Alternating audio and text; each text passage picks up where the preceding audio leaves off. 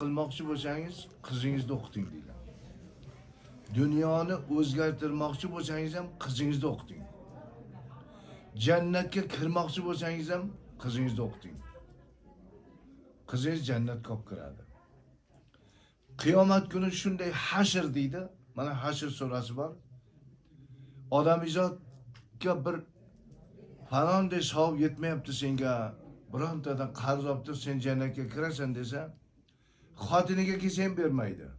O'g'liga bordiga borsang bermaydi. Qizidan so'raganda qiz beradi. Yo otajon, shu narsa sizga lozim bo'lgan bo'lsa, mayli, shuni bilan sizning mangiz to'lsin deb.